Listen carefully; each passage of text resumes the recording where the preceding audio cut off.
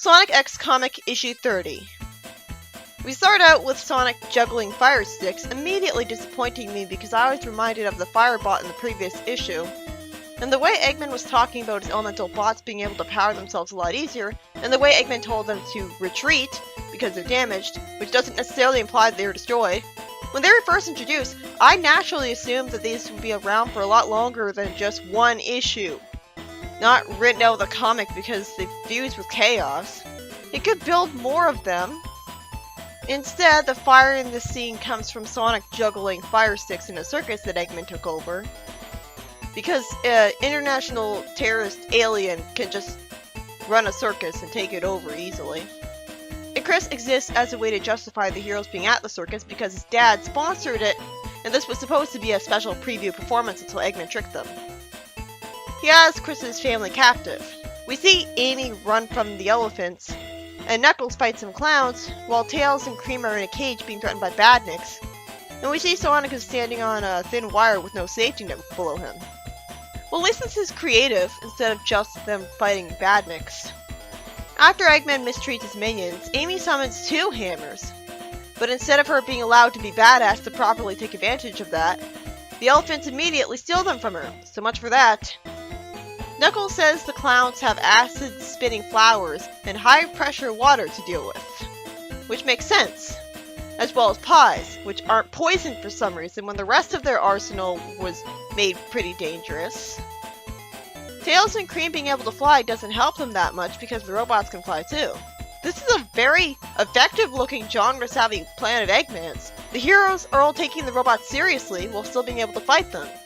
Sonic chooses now to stop juggling and jump off the tightrope. But because he's interrupted, it's obvious that something bad will happen and he falls into an electrical net. At least it wasn't obvious ahead of time exactly what will happen, so good. Sonic doesn't end the story by saving the day really easily.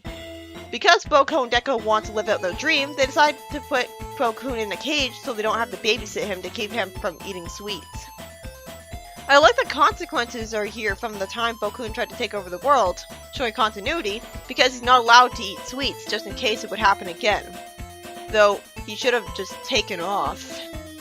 By the way, lampshading that the cage is empty doesn't make up for the fact that there's no explanation for it being empty. We could have had it that the robot in the cage was programmed to only fight non-robots, so Bokun would be safe. Even then, why would Eggman make a spare cage? Bokun calls his robot friends traitors, naturally not being happy with the situation. They're treating him like an enemy after all. Seriously, why did he go back to Eggman? Shouldn't it have been obvious to him that he wouldn't be allowed to eat sweets anymore? Shouldn't he have just taken off? He wishes there were a way to roll the cage over to the snack area. He pushes on the bars and sends the wheel cage crashing into the snack bar.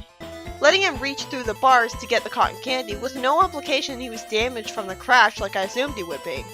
The crash would have slammed him into the bars at full speed. Why isn't he hurt? These robots should have known better than to put him in a cage with wheels on it, that I guess are there so the cage can be transported around places easily. Eggman should have thought of what he'd do to keep Bokun under control better. Like, reprogram him, and add a cage specially designed for him. In fact, why did he even bring him here if he's not going to do anything? Why not just keep him in the cage at home, dismantle him for spare parts, reprogram him so that he hates sugary food? Well, I guess that'd require changing his physiology too, because I'm not sure that's just a brain thing. That's also a matter of tasting the food. If he can't taste it, he can't enjoy it. But I'm sure you could program it so that his brain doesn't release robot dopamine when he eats it. It makes Eggman look like a massive idiot when he doesn't know how to deal with Bokun correctly afterwards, and brings him somewhere when he doesn't plan to have Bokun do anything for him. His whole role in the story is forced. Logically, Bokun should have left Eggman by now, and the heroes would be freaking out because any minute he could have eaten enough candy to... Logically, he should have stayed a major villain. Still, I hope Bokun will be more of a threat now that he's dumped the whole bag of sugar into the cotton candy. He says there needs to be enough cotton candy for everyone, especially him. Sonic dodges fights in a tightrope. Eggman was clever because he made sure Sonic and his friends were all separated. When Eggman is greeted by a text bubble from above, of course it's not Bokun, like would be cool, but instead it's these robots who call themselves the Incredible Flying Machines. To be fair, I can't imagine Boku doing anything but eating sugar right now. Eggman tells him to get down from there, and for no reason these robots can't hear him. You'd think they'd have better hearing than that. They both catch each other and fall into the electric net, which for no reason shorts out the net so that Sonic and Tails can go break Tails and Cream out of the cage. Tails can spin dash in Sonic 2 just fine, and he even spin dashed in Archie, so why didn't he break out of the cage here? Though it does make sense, Sonic has sharp spines and Tails doesn't, so obviously a spin dash wouldn't be nearly as effective. Sonic saves Amy, and the heroes throw pies at the clown bots to add insult to injury, with Amy smashing one of them. Then Sonic bullies Knuckles by throwing a pie at him, which I'd expect Sonic to do to Antoine. It's especially glaring because Knuckles thanks Sonic, and immediately this is his reward for common decency. I liked seeing Boku say he didn't do it while surrounded by cotton candy. Then the bad guys get shot out of a cannon after Chris talks with excitement about the dangerous circus act his friends were forced to do. I like that Sonic lampshades that they were enduring all of that, and Chris apologizes. This issue is by Ian Flynn. It was about Eggman taking over a circus and forcing Sonic and his friends to do dangerous circus acts. It's respectable that the story doesn't have padding at the start with no action explaining how we got to this situation, because that way the good part of the story can last for a decent amount of time. That's what every issue of this comic should have done. Like the bank robbery one. It was smart of Eggman to think to separate the heroes from each other, and with an electrical net at that. I guess he knocked them out with stun gas to get them in the situation. After Boku wanting to get a lot of cotton candy ends up being a complete waste of time after all that foreshadowing earlier, though to be fair he would be too busy eating to do anything else.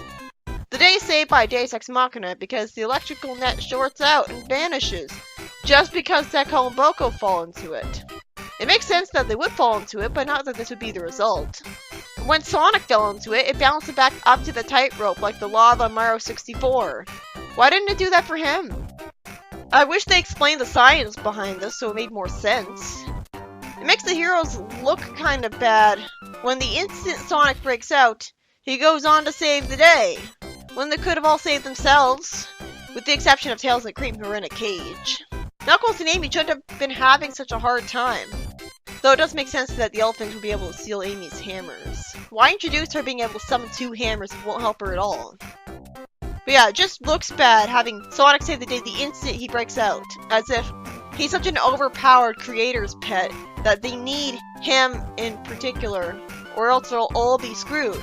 That's what Sonic X in general makes you feel like. Like the heroes can't succeed without Sonic, at all. They'd be screwed if Sonic went up to space for a year. And it makes sense that Sonic would be overpowered because he moves at super speed. Of course he would smash anything that moves. But still, it's not fun to watch when he's so overpowered and smug at that. Ultimately, Chris is about as responsible for the circus story as Eggman is, because he and his family are usually the justification for why the heroes go to places and Eggman meets up with them. And Eggman wasn't doing anything evil in this story other than trying to kill the heroes, so it's not like... it's a good thing that Chris made them go here, or Eggman would have succeeded in his evil plan. Instead, it's just, well, Eggman knows where they're going, so he tries to kill them as usual. But since there'd be no stories to enjoy if it weren't for Chris, I can't fault them for going here. Instead, I see it as them serving their purpose to the comic, giving the heroes a reason to be where Eggman is, and thus start the plots. And that's a good thing for Sonic, since he made it very clear how bored he'd be without this kind of danger.